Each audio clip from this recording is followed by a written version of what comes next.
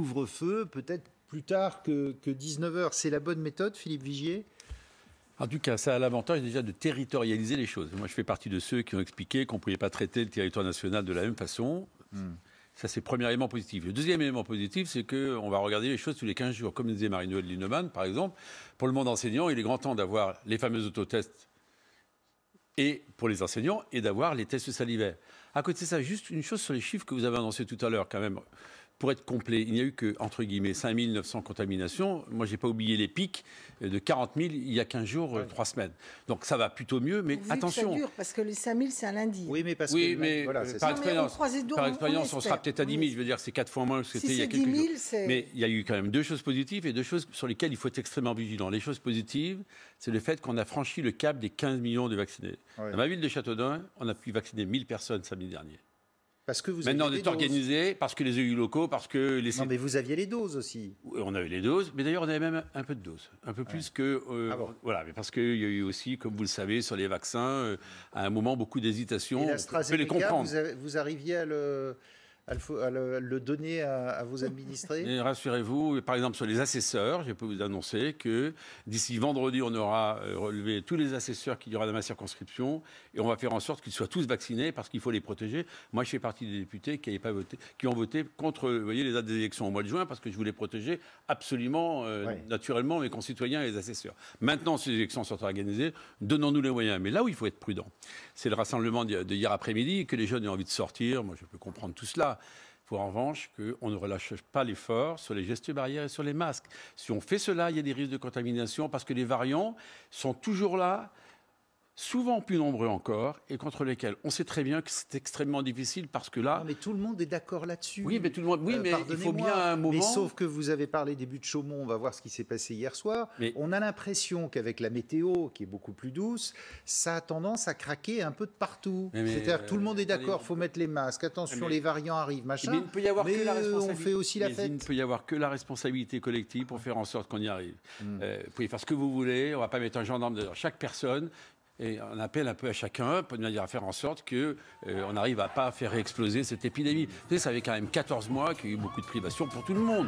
On l'a tous dit autour de ce plateau. Mais quand vous voyez ça, vous dites c'est un vrai scandale, c'est lamentable, ou vous dites c'est... Non, je dis qu'il devrait avoir des masques. Voilà ce que je leur dis.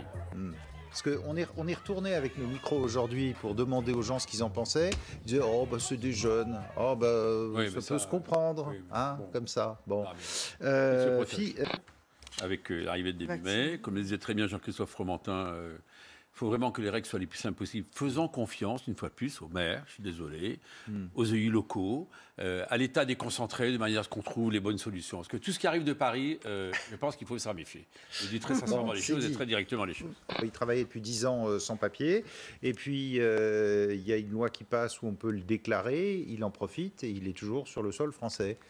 Je crois qu'il y a deux sujets. Le premier sujet, outre le drame pour cette policière, où il y a énormément d'émotions, Rambouillet, c'est tout proche de ma circonscription, des départements d'Eure-et-Loir, je peux vous dire que l'émotion est profonde, c'est de dire que des gens comme ça qui passent 10, 15 ans en situation irrégulière, comment est-ce possible dans un grand pays comme le nôtre? Comment est-ce possible? Il faut trouver un système, soit ils s'en vont, soit ils restent chez nous. Mais s'ils restent chez nous, il faut qu'on trouve les moyens de les régulariser. S'ils bâtissent cela pour tout régulariser, et régulariser tout le monde, il n'y en a en aucun cas la nécessité. Il ne faut surtout pas faire ça. En revanche, on ne peut pas laisser... C'est ce qu'on fait des pays, par exemple, comme les États-Unis ou l'Espagne, qui ont régularisé en masse à certaines périodes. Oui, mais ce que je veux dire, c'est que je ne vois pas comment il a pu travailler 10 ans, ou alors il faut des fausses déclarations de ses employeurs. Enfin bref, c'est quelque chose d'absolument abominable. La seconde chose sur laquelle je voudrais insister, c'est que les moyens pour lutter, parce qu'il faut lutter contre ce genre d'individus. C'est abominable ce qui s'est passé. Et à chaque fois qu'il y a un attentat, on voit bien qu'il y a une émotion folle, on le voit au Parlement, on le voit partout, dans l'opinion publique. Et là, les moyens de renseignement doivent être encore renforcés. Ceux qui ont encore les quelques vertus en se disant, sur les réseaux sociaux, il y a des choses qui circulent, il faut... Mais il serait passé sous les radars, lui. Pratiquement rien n'indiquait qu'il s'était radicalisé, pas grand-chose. Non, mais parce qu'on sait très bien qu'à un moment, quelqu'un peut basculer, comme il y a des Français de souche qui se radicalisent et qui viennent des islamistes intégristes et qui veulent casser la République. Chacun doit savoir cela. Mais les radars, il faut continuer de les développer. Il n'y a que comme cela, c'est par le renseignement, c'est par les réseaux que l'on arrivera à un moment ou à un autre à démanteler. on sait, parce qu'on parle malheureusement de ce drame, parce que là, il y a eu un drame avéré. Il y a tous ces drames aussi que l'on évite, parce que les policiers font un boulot considérable au quotidien. Ah, mais à chaque fois, on vous dit, on a évité tant d'attentats. C'est vrai, mais de toute façon, le risque zéro, malheureusement, n'existe pas. On peut se raconter toutes les histoires du monde. En revanche, il faut encore plus de moyens. Moi, je distingue complètement la fameuse tribune des 20 généraux. D'ailleurs, s'ils avaient été courageux, il y a une belle phrase de Chevènement qu'on connaît, on ferme sa gueule ou on démissionne. Enfin, il démissionnait avant. Il profite de la fonction, et au bout, une fois qu'il sort, il commence à dire non, ça ne va pas du tout, c'est la dérive absolue. Au moins, Pierre de Villiers, lui, il avait eu ce courage-là. Il était en désaccord avec le président de la République, il a dit je m'en vais.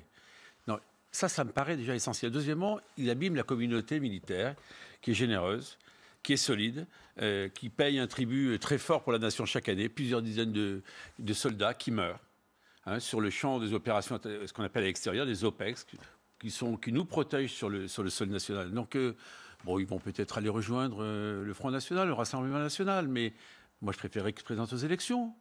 La démocratie, la République, ça passe par le filtre électoral. Il faut y aller. Il faut qu'ils expliquent. Ouais. Et à partir de là, on verra vraiment si cet idéal républicain qui les anime, ils sont capables de le porter demain dans les combats électoraux et de faire en sorte que les idées auxquelles ils croient sont capables d'emporter l'adhésion du plus grand nombre. Même Jean